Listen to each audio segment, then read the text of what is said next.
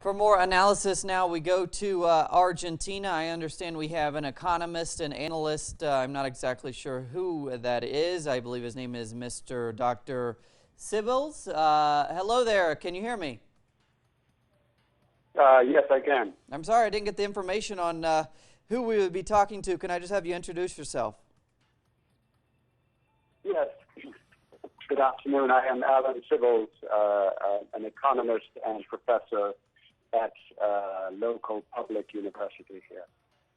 All right, thanks so much for that. To begin, I want to ask you, we have heard a lot about Mauricio Macri, the new president there, his plans to end export and import taxes. How far-reaching will that be, and to what extent will that policy change impact Argentina's economy? Well, it yet remains to be seen what the impact of these decisions will be.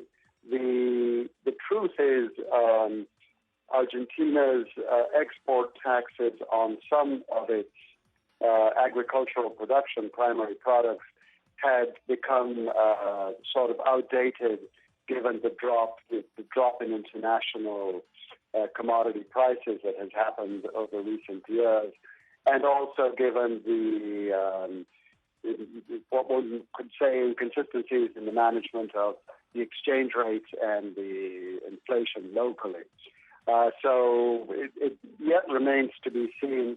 One would hope that would induce a higher production of wheat, for example, which has dropped off very substantially in recent years. However, it is also probable that the lifting of these taxes will result, actually it has already happened domestically on some products, will result in higher prices and therefore contributing in a way to the inflationary situation here. So one could say it is a mixed bag.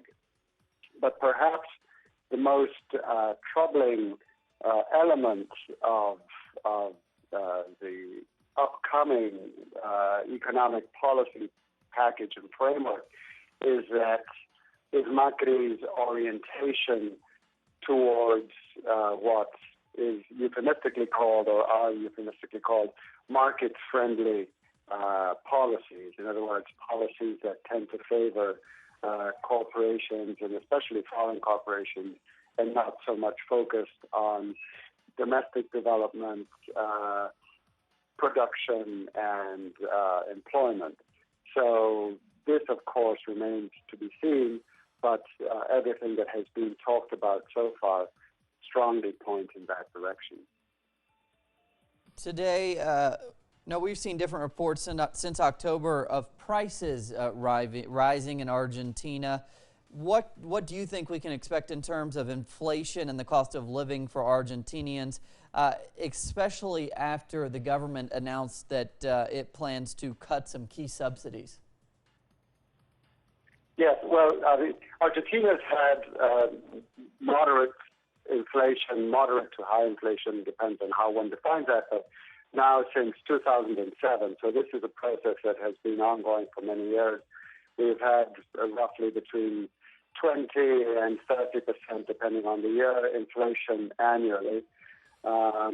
Since October, there has been a fairly strong increase in some of the prices, namely wheat prices and all products that use wheat flour, bread, etc., and beef.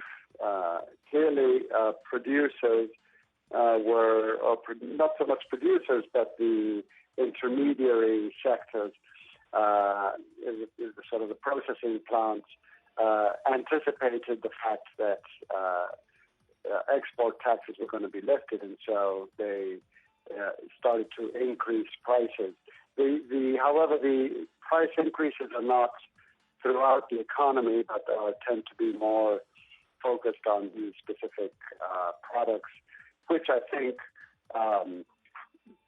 sort of are reflecting the knowledge that taxes were going to be lifted.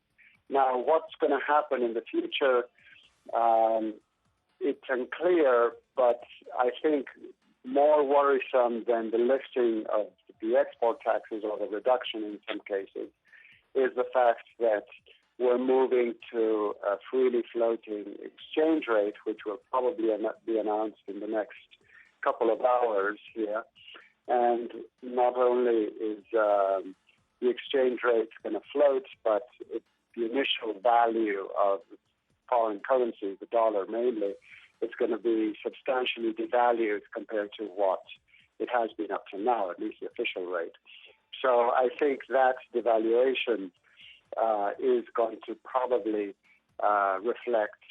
be reflected in increased prices in the upcoming days and weeks. So this is troublesome because